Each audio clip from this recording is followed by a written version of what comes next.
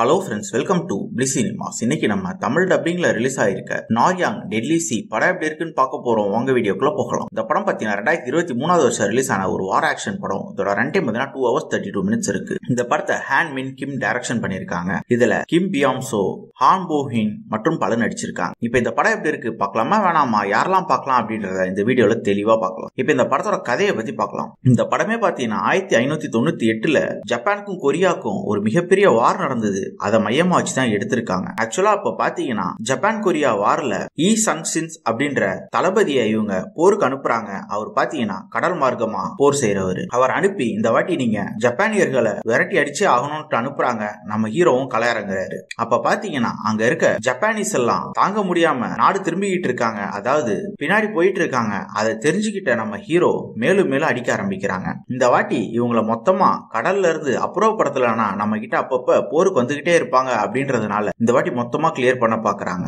அதுக்கப்புறம் இந்த படத்துல என்னென்ன சுவாரஸ்யமான சம்பவம் நடந்தது அப்படின்றது தான் இந்த படத்தோட மொத்த கதையே. இப்ப இந்த படத்தோட பாசிட்டிவ் நெகட்டிவ் பத்தி பார்க்கலாம். தமிழ் டப்பிங் ரொம்ப நீட்டா லிப்சிங் கூட பண்ணி கொடுத்திருக்காங்க. ஸ்டோரி பிளாட் வைஸ் பார்க்கும்போது ஒரு இன்ட்ரெஸ்டிங்கான ஸ்டோரி பிளாட் தான் இது. அதுக்கேற்ற மாதிரியே பல வார் சீக்வன்ஸ்லாம் வச்சு தரமா கொடுத்திருக்காங்க. பெர்ஃபார்மன்ஸ் வைஸ் பார்க்கும்போது படத்துல நடிச்சிருக்க எல்லாருமே ஒரு நீட்டான பெர்ஃபார்மன்ஸே கொடுத்திருக்காங்க. குறிப்பா நம்ம ஹீரோலாம் சூப்பராவே ஒரு பெர்ஃபார்மன்ஸ் கொடுத்திருக்காங்க. படத்தோட மிகப்பெரிய ஹைலைட் பாத்தீங்கன்னா ஆக்ஷன் சீக்வன்ஸ் தான். படத்துல ஒரு ஆக்ஷன் சீக்வன்ஸ்லாம் ஒன்னு சூப்பரா தத்ரூபமா இருக்கு. குறிப்பா அந்த கடல்ல இவங்க பண்ற ஆக்ஷன் சீக்வன்ஸ்லாம் அல்டிமேட்டா இருக்குன்னே சொல்லலாம். பயங்கர ஒரு பட்ஜெட் தான் எடுத்திருக்காங்க படம். டெக்னிக்கல் ஆஸ்பெக்ட்ஸ்லயும் படம் நல்லாவே இருக்கு. சினிமோட்டோகிராஃபிலாம் சூப்பரா பண்ணி கொடுத்திருக்காங்க. சவுண்ட் எஃபெக்ட்ஸ் பிஜிஎமும் நல்லாவே இருக்கு. இந்த படத்தோட நெகட்டிவ் பத்தி பாத்தீங்கன்னா இந்த படம் ஒரு ஸ்லோ பேன் படம். படம் ஆரம்பத்துல இந்த எண்ட் வரைக்கும் பயங்கர ஸ்லோவா தான் போகும். அது மட்டும் இல்லாம டியூரேஷனும் பாத்தீங்கன்னா கிட்டத்தட்ட 2.5 மணி நேரம் தாண்டி போகுது. இதை இன்னும் கொஞ்சம் கிறிஸ்பா கட் பண்ணியிருந்தாங்கன்னா இந்த படம் ஒரு எங்கேஜிங்கான படமாவே இருந்திருக்கும். ஸ்கிரீன் பிளே வைஸும் அதே தான் ஃபீல் ஆகுது நமக்கு. இன்னும் கொஞ்சம் கட் ஷாட் பண்ணி இவங்க எடுத்திருக்கலாம் படத்தை. ஓவராலா பாத்தீங்கன்னா இந்த படம் ஒரு ஒன் டைம் வாட்சபிள் படம் தான். வேணும்னா ட்ரை பண்ணி பாருங்க. இன்னொரு வீடியோல சந்திக்கலாம். தேங்க்யூ.